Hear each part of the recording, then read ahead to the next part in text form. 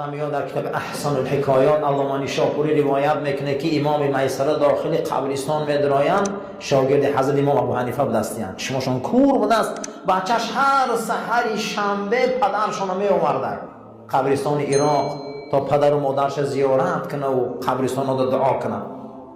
میگه همین تا چند سال اوتم آوردم همین میامد دعا میکردم میرفت، یک سحر عجایب کارش شد.